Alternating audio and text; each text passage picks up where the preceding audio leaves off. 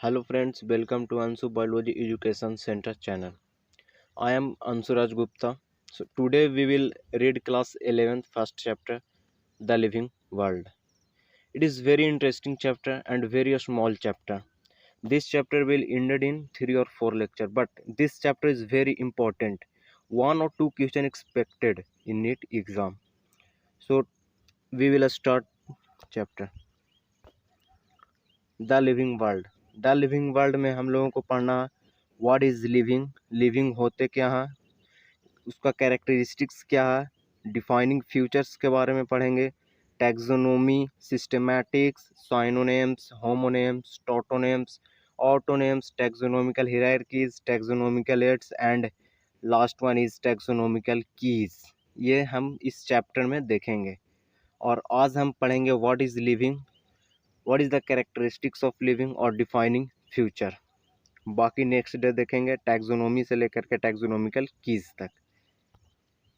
तो आइए, what is living, living होता क्या है। लिविंग लिविंग होगा जो living being take birth, grow, develop, mature, reproduce under senescent age and finally death due to loss of metabolism. इस whole process को हम लिविंग कहते हैं। जब भी कोई लिविंग ऑर्गेनिज्म जो है वो बर्थ लिया, बर्थ लेकर धीरे धीरे वो ग्रो करता, मैच्योर एज में आकर वो रिप्रोड्यूस करता और फिर धीरे धीरे उसका एज जो है वो समाप्त होता है और मेटाबॉलिज्म या फिर जो फंक्शन जितना भी ऑर्गन का होता है वो सब रुक जाता है। इसके कारण वो डेथ हो जाता है। तो इसी प्रोसेस, होल प्रोसेस को कहते हैं लिविंग।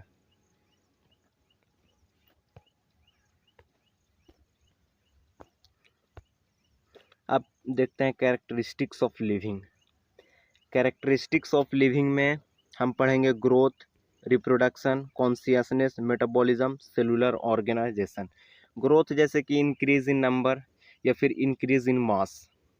रिप्रोडक्शन ये एक बायोलॉजिकल प्रोसेस है जिसमें in which living organism give rise young one which is similar to itself.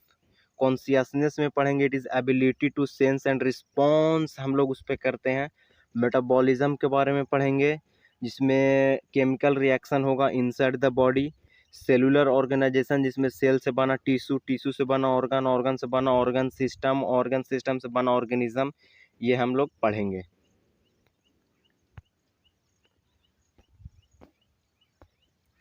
अब हम देखते हैं ग्रोथ। ग्रोथ जैसे कि अभी हमने बताया increase in mass, increase in number. जैसे कि पहले वो था 50 kg, अब हो गया 55 kg, तो वहाँ पे वो ग्रो हुआ, वो ग्रोथ, वहाँ पे ग्रोथ होगा।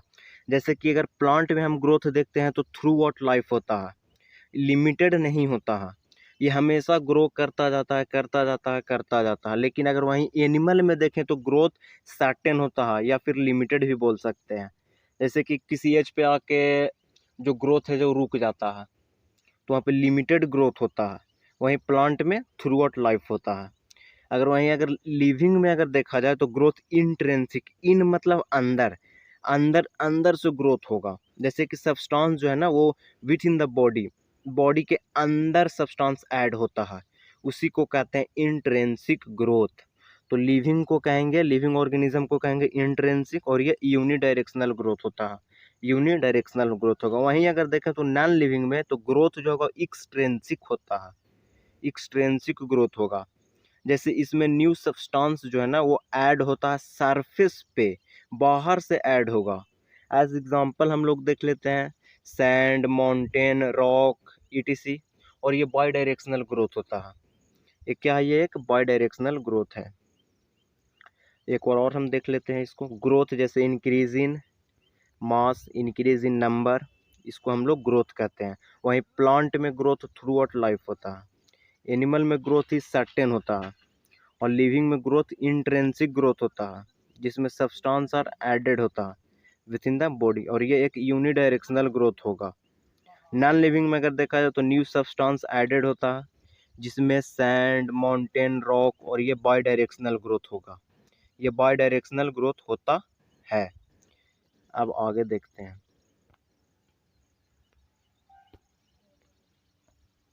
Reproduction. Reproduction It is a biological process in which organism give rise to young one which is similar to itself. It is a biological process, ये एक biological process है. It is a biological process in which organism give rise to young one, जिसमें एक organism है जो हूबहू अपने जैसा ही एक न्यू इंडिविजुअल को रिप्रोड्यूस करेगा, उसी को कहते हैं रिप्रोडक्शन. अब देखते हैं टू टाइप्स ऑफ रिप्रोडक्शन होता है, एक सेक्सुअल रिप्रोडक्शन और एक आसेक्सुअल रिप्रोडक्शन. अब सेक्सुअल रिप्रोडक्शन जो होगा वो बाय पेरेंटल होता है, बाय पेरेंटल होगा और इसमें गैमीट फॉर्म होगा, वेरिएशन होगा, मियोसिस प्रेजेंट होगा, मियोसिस भी होगा और ये कम्प्लेक्स एंड स्लोअर प्रोसेस होता है. ऐसे ये बाय पेरेंटल होगा, टू पेरेंट इसमें इन्वॉल्व होंगे, टू पेरेंट इन्वॉल्व होंगे.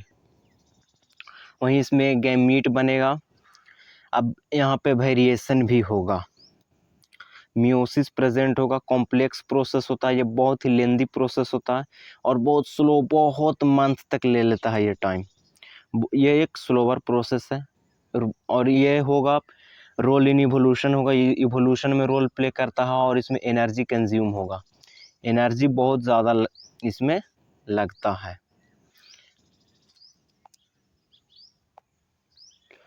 वहीं अगर देखें आसेक्सुअल रिप्रोडक्शन तो ये यूनिपेरेंटल होगा, इसमें गैमीट बन भी सकते हैं और गैमीट नहीं भी बन सकते हैं और मियोसिस एब्सेंट होगा और इसमें वेरिएशन नहीं होगा. आसेक्सुअल रिप्रोडक्शन में वेरिएशन नहीं होगा, सिंपल एंड फास्टर प्रोसेस होता है, बहुत ही कम टाइम में बहुत ज़्यादा न्यू इंडिविजुअल या न्यू प्रोजेनी को ये डेवलप कर देता है, ये रिप्रोड्यूस कर देता है. कोई रोल इवोल्यूशन में नहीं होगा, इसमें एनर्जी बहुत ही कम लगता है, बहुत एनर्जी कम लगता है, less energy required, less energy required. अब कॉन्शियसनेस देखते हैं. कॉन्शियसनेस होता है it is ability to sense and response on it.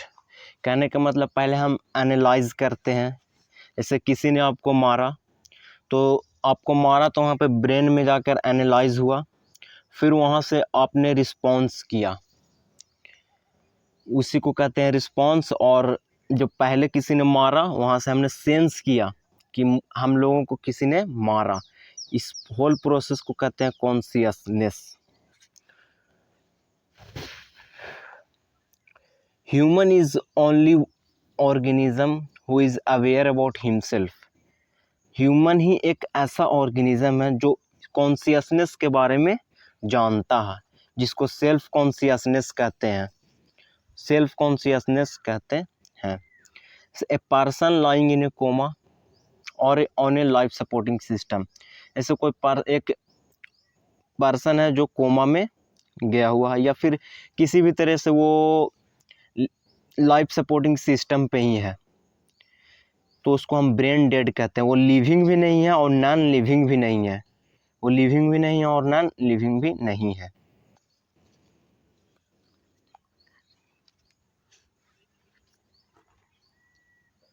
Metabolism. Metabolism होता है केमिकल रिएक्शन होता है occur inside the body of living organism. Chemical reaction होता है हमारे बॉडी के अंदर, जैसे एमिनो एसिड से बना प्रोटीन, कार्बोहाइड्रेट्स फॉर्मेशन, ये सब जो होता है ना, इसको मेटाबॉलिज्म प्रोसेस कहते हैं.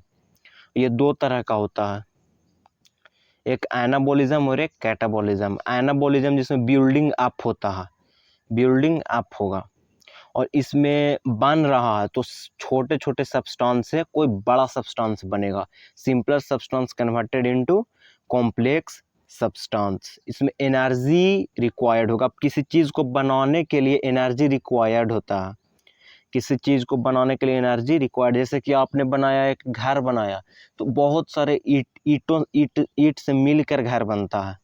तो यहाँ पे ईट जो है वो सिंपलर सब्सटेंस है और कॉम्प्लेक्स सब्सटेंस जो है वो हमारा घर है. तो यहाँ पे बिल्डिंग अप हो रहा, बन रहा है, तो बनाने में एनर्जी लगेगा. जैसे एमिनो एसिड ये सिंपलर सब्सटेंस है, इससे एक प्रोटीन बना जो कि कॉम्प्लेक्स सब्सटेंस है.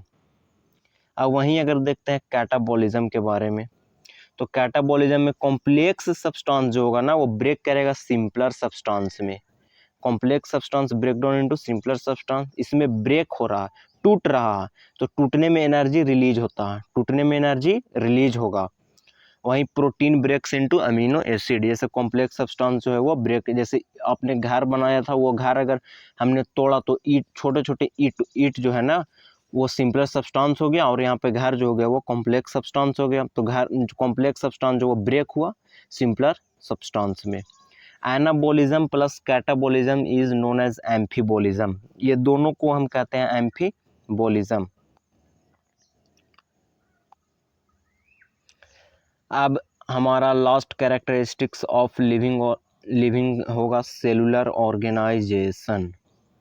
सेलुलर ऑर्गेनाइजेशन जिसमें सेल से बना टिश्यू, टिश्यू से बना ऑर्गन, ऑर्गन से बना ऑर्गन सिस्टम, एंड फिर ऑर्गेनिज्म बना। इस प्रोसेस को कहते हैं सेलुलर ऑर्गेनाइजेशन। सेल जो होगा बेसिक यूनिट होगा या फिर फंक्शनल यूनिट ऑफ लाइफ भी बोल सकते हैं। सेल से ही तो ऑर्गेनिज्म बन रहा है, यहाँ पर देखा जाए तो सेल से ही तो ऑर्गेनिज्म बन रहा, तो सेल जो होगा वो बेसिक यूनिट है। अब बहुत सारे सेल मिलकर, वो भी सिमिलर सेल मिलकर टिश्यू बनाएगा, सिमिलर सेल मिलकर टिश्यू बनाएगा, वहीं सिमिलर टिश्यू मिलकर ऑर्गन बनाएगा, और वहीं अगर देखा जाए तो और सिमिलर ऑर्गन जो है ना वो ऑर्गन सिस्टम बनाएगा। अब ऑर्गन सिस्टम जो है ना वो मिलकर ऑर्गेनिज्म बनाएगा। सेल से बना टिश्यू, टिश्यू से बना ऑर्गन, ऑर्गन से बना organ system, and then is organism. अब देखते हैं एक टर्म है defining feature. Defining feature, defining feature में हम बोलेंगे कि ये must be present in living organism without exception, मतलब हर एक लिविंग ऑर्गेनिज्म में प्रेजेंट होगा, तभी हम डिफाइनिंग फ्यूचर कहते हैं। डिफाइनिंग फ्यूचर तभी हम बोलेंगे जब वो सिर्फ और सिर्फ लिविंग ऑर्गेनिज्म में प्रेजेंट होगा, सिर्फ और सिर्फ लिविंग ऑर्गेनिज्म में प्रेजेंट होगा। अब यहाँ पर एक और पॉइंट होता है not present in non living, ये नॉन लिविंग में प्रेजेंट नहीं होना चाहिए। ये दो अगर प्रोसेस जो भी फॉलो करेगा उसको हम कहते हैं डिफाइनिंग फ्यूचर, उसको क्या कहते हैं डिफाइनिंग फ्यूचर। जैसे आपका जो कैरेक्टरिस्टिक्स ऑफ लिविंग आपने पढ़ा, growth, reproduction, metabolism, cellular organisation, consciousness, आपने जो पढ़ा, ये इसमें से कौन डिफाइनिंग फ्यूचर है, कौन डिफाइनिंग फ्यूचर नहीं है, ये हम इस डिफाइनिंग फ्यूचर में देखेंगे। तो ऐसे कि हमने देखा ग्रोथ यहाँ पे डिफाइनिंग फ्यूचर नहीं है, तो क्यों नहीं है, तो बिकॉज ऑफ नॉन लिविंग में हमेशा ये भी प्रेजेंट होगा, ये नॉन लिविंग में भी प्रेजेंट होता है। ग्रोथ हमने पहले ही आप लोगों को बतलाया, जब ग्रोथ पढ़ा था ये नॉन लिविंग में भी होगा। जैसे सैंड एग्जाम्पल था, रॉक का एग्जाम्पल दिया था, माउंटेन का एग्जाम्पल दिया था, तो ये लिविंग में प्रेजेंट है लेकिन नॉन लिविंग में प्रेजेंट नहीं है। ये नॉन लिविंग में प्रेजेंट सॉरी यहाँ पे नॉन लिविंग में प्रेजेंट है, नॉन लिविंग में प्रेजेंट है, तो ये डिफाइनिंग फ्यूचर नहीं है, ये डिफाइनिंग फ्यूचर नहीं है। अब यहाँ पे रिप्रोडक्शन भी डिफाइनिंग फ्यूचर नहीं है, तो क्यों नहीं है डिफाइनिंग फ्यूचर, तो क्योंकि ये लिविंग ऑर्गेनिज्म जैसा कि म्यूल, ट्रांसजेंडर को गाइनेंड्रोमॉर्फ भी कहते हैं, ETC कर सकते हैं, एक और दो हिनी एग्जाम्पल में भी आ सकता है। नोट रिप्रोड्यूस, दे आर अस्टेराइल, ये क्या है अस्टेराइल है, ये रिप्रोड्यूस नहीं करते हैं। तो यहाँ पे ये एग्जाम्पल जो है ना म्यूल और ट्रांसजेंडर का, इसमें ये लिविंग ऑर्गेनिज्म है लेकिन प्रेजेंट नहीं है, रिप्रोडक्शन नहीं हो रहा, तो ये डिफाइनिंग फ्यूचर नहीं है। वहीं मेटाबॉलिज्म, सेलुलर ऑर्गेनाइजेशन, कॉन्शियसनेस, ये जो है ना वो डिफाइनिंग फ्यूचर है, क्योंकि ये सिर्फ और सिर्फ लिविंग ऑर्गेनिज्म में होगा, सिर्फ और सिर्फ लिविंग ऑर्गेनिज्म में होता है, ये नॉन लिविंग में नहीं होगा, ये नॉन लिविंग में नहीं होता है। सो अब नेक्स्ट डे हम लोग देखेंगे टैक्सोनॉमी के बारे में, टैक्सोनॉमी के बारे में देखेंगे, सिस्टमैटिक्स के बारे में पढ़ेंगे, और होमोनेम्स, साइनोनेम्स, टॉटोनेम्स, ऑटोनेम्स, ये सब के बारे में देखेंगे। 2 लेक्चर में आई थॉट दैट 2 या 3 लेक्चर और चलेगा और चैप्टर आप लोगों का ये ख़त्म हो जाएगा। सो अगर वीडियो अच्छा लगा हो तो चैनल को सब्सक्राइब करें, लाइक करें और शेयर भी करें। जय हिंद, जय भारत।